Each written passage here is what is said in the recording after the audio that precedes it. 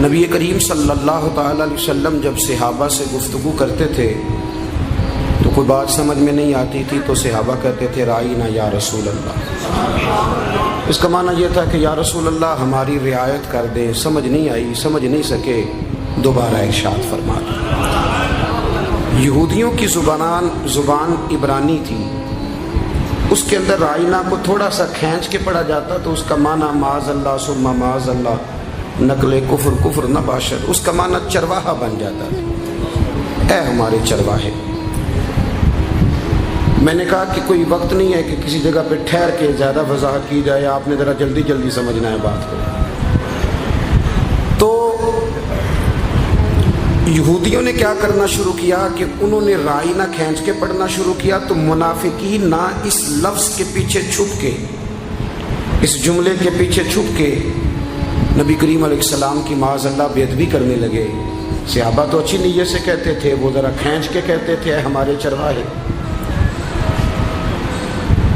ایک صحابی تھے، وہ ان کی زبان جانتے تھے، وہ نبی کریم علیہ السلام کی خدمت میں آئے تو آ کے عرض کی یا رسول اللہ میں ان کی گردنیں مار دوں گا۔ حضور نے فرمایا کیا ہوا؟ حضور یہ آپ کو معاذ اللہ چرواہا کہہ کے پکارتے ہیں اور لفظ کھینچ کے بیان کرتے ہیں۔ تو صحابی نے تو ابھی بات کی تھی، رب کریم نے قرآن مجید نازل کر دیا۔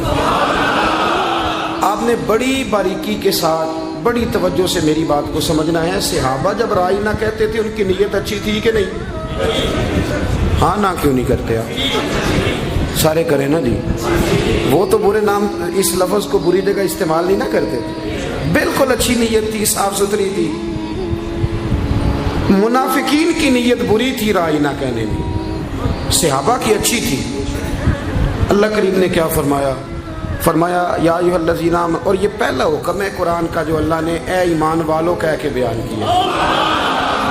یہ جو ترتیب توقیفی ہے نا، جس حساب سے قرآن مجید اب ہمارے پاس موجود ہے، اس میں یا ایھا الذین آمنوا کہہ کے رب نے جو پہلا حکم دیا ہے وہ نبی پاک کی تعظیم کا دیا ہے۔ اب ارشاد کیا فرمایا گیا؟ یہ کہا جا سکتا تھا کہ ان کی نیت بری ہے، ان کی اچھی ہے، اللہ تو نیتوں کو جانتا ہے نا، علیم بذات الصدور ہے۔ پر رب کریم نے فرمایا یا ایھا الذین آمنوا لا تقولوا رائینا، اے ایمان والو جس لفظ کے پیچھے چھپ کے کوئی میرے نبی کی بے ادبی کرتا ہے نا، تم وہ لفظ ہی کہنا چھوڑ دو۔ تو یا اللہ کیا کہیں؟ فرمایا وَقَهُ وَقُولُ انظُرْنَا، یا رسول اللہ ایک نظر کرم فرما دیں، تم یہ کہنا ہی چھوڑ دو رائینا، یہ لفظ کہنا۔ پتہ ہے اعلیٰ حضرت فاضل بریلوی کا مزاج کیا ہے حضور کے بارے میں؟ اعلیٰ حضرت فرماتے ہیں کہ جس لفظ سے بے ادبی ہوتی ہو نا، جس جملے سے بے ادبی ہوتی ہو، وہ حضور کی بارگاہ میں نہیں کہنا۔ اور اگلی بات سنو، اعلیٰ حضرت اسی آیت کے تحت فرماتے ہیں کہ جس جملے سے شک بھی پڑتا ہو نا، کوئی نہیں سمجھ آئی آپ کو میری بات، یعنی شبہ بھی ہوتا ہو نا کہ بے ادبی ہو سکتی ہے۔ نبی کریم نے بکریاں چرائی ہیں اور حضور کو چرواہا کہنا جائز نہیں۔ اور قاضی اعجاز مالکی رحمۃ اللہ علیہ فرماتے ہیں کہ یہ تو کہا جا سکتا ہے کہ مدینے کی پاک مٹی حضور کے قدم چوم رہی تھی، کپڑوں کو لگ گئی تھی، پر یہ نہیں کہہ سکتے کہ نبی پاک کے کپڑے میلے ہیں۔ آپ سمجھے بات؟ بڑا ادب والا جملہ، ادب والا اعلیٰ حضرت نے ساری زندگی لفظ کملی والا نہیں کہا، کہنے لگے یہ حروف کے ترتیب کے لحاظ سے لفظ وزنی نہیں، میں نبی پاک کے لیے وہ والے لفظ ادا کروں گا جو وزن کے اعتبار سے بھی صحیح ثابت کرتے ہیں۔ آپ نے ایک جگہ بیٹھے تھے تو یہ میں کیوں بات کر رہا ہوں کہ آپ نے نا عنوان تاجدار ختم نبوت بھی رکھا ہے۔ جب ہم گنجائش دیتے ہیں نا غیروں کو،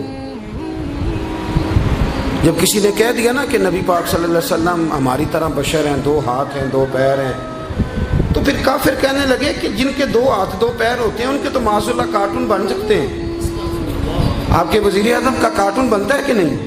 صدر کا، اپوزیشن لیڈر کا، عام انسان ہے تو کارٹون بنیں گے تو کیا حرج ہے؟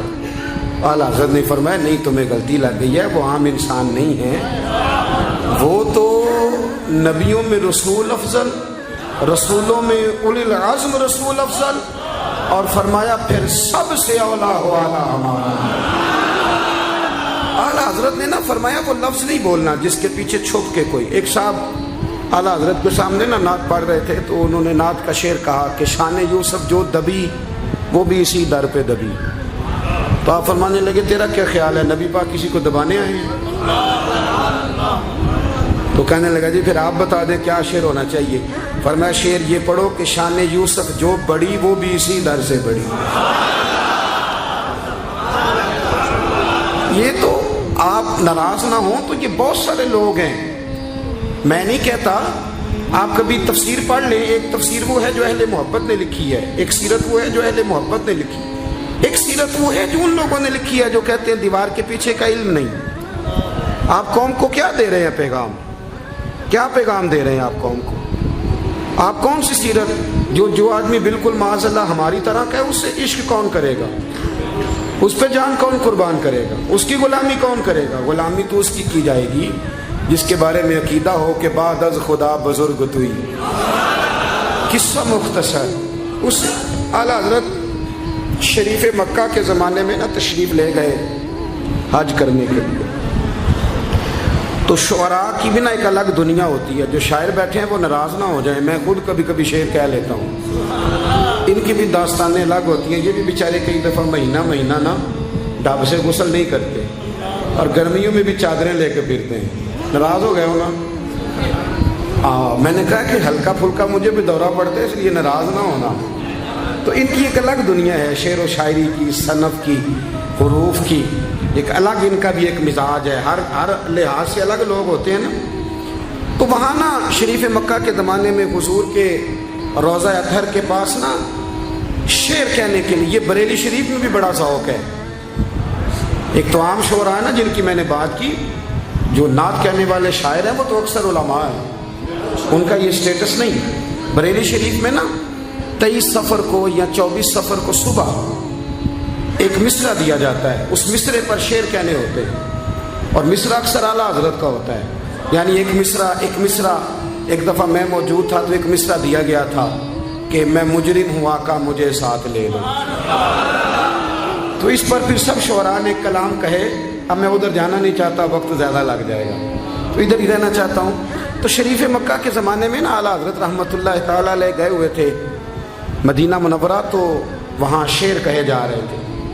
تو طریقہ یہ تھا کہ پہلے شعر کہے جاتے تھے عربی میں, پھر فارسی میں, پھر اردو میں. مختلف شعراء آتے تھے اور ترکی کا جو اس دور کا حکمران تھا وہ خود بیچ میں بیٹھتا تھا. جو شعر اچھا لگتا اس پہ انعام بھی دیتا تھا. تو اردو شعراء کی جب باری آئی تو نبی کریم علیہ السلام کے روضہ اطہر کے سامنے نا 2 کھجوروں کے درخت تھے. کھجوروں کے 2 درخت تھے. تو اب شعر کہنا ہے. اس نے کہا جی یہ اس کو ذرا نا شاعری کی صنف میں بیان کرو, تخیل بیان کرو. تو بہت سارے شعراء نے شعر کہے. تو جو شعر سب سے زیادہ پسند کیا گیا وہ شعر یہ تھا کہ یوں ہے درخت حضرت والا کے سامنے کہ مجنو کھڑا ہے خیمہ لیلا کے سامنے. یہ شعر کہے گئے. 2 پرانی تصویریں دیکھیں گے تو آپ کو مل جائیں گے 2 کھجور کے درخت گنبد کے سامنے. تو وہ بہت بڑا شاعر تھا, اس کو انعام دیا گیا. تو اعلیٰ حضرت چپ کر کے بیٹھے تھے پیچھے. جڑے محرم راز حقیقت دے اور راز حقیقت کھول دے نہیں, اے جنہ ویکھیا نہیں وہ کرن گلاں, جنہ ویکھ لیا ہو تے بول دے. ایک بندے نے نا اعلیٰ حضرت کو چھیڑ کے کہا کہ آپ نے نہ ہاں کی نہ کی. فرمانے لگے شعر ہی کوئی نہیں تو ہاں نہ کیا کریں, یہ تو بات ہے کرنے والی. اب شاعر کو آپ شعر کو غلط کہنے اسے تکلیف ہوتی ہے. وہ کہنے لگا جی اعتراض کرنا آسان ہے پر شعر کہنا مشکل ہے. آپ نے فرمایا کیا مطلب؟ کہنے لگا جی میں نے کہا ہے آپ پہلے نقص کریں اس کا. علم مناظرہ کی ایک اصطلاح ہے, پہلے اس دلیل کا نقص کریں پھر آپ اپنی دلیل دے دیں. میں کہوں گا کہ میرا شعر درست نہیں. تو اعلیٰ حضرت کہنے لگے نقص اس میں یہ ہے کہ تم نے نبی پاک صلی اللہ علیہ وسلم کے روضے کو لیلا کا خیمہ بنا دیا. لیلا کا خیمہ اس کی کیا اوقات ہے حضور کے گنبد کے سامنے, اور فرمایا مجنو کی کیا حیثیت ہے حضور کے عاشقوں کے سامنے. یہ کوئی تشبیہ ہے دینے والی؟ یہ تو نے کیا تشبیہ؟ کہنے لگا جی پھر آپ بتائیں. تو فرمانے لگے لو شعر ابھی لو نا شعر, وہ رضا کے نیزے کی مار ہے. اور ایک جگہ فرماتے ہیں کل کے رضا ہے خنجر خوخار برق بار. لو شیر کہا دیجئے قدسی فرشتوں کو کہتے ہیں, قدسی فرشتوں کو کہتے ہیں. تو اعلیٰ حضرت فرمانے لگے یوں ہیں درخت حضرت والا کے سامنے, گویا قدسی کھڑے ہیں عرش معلا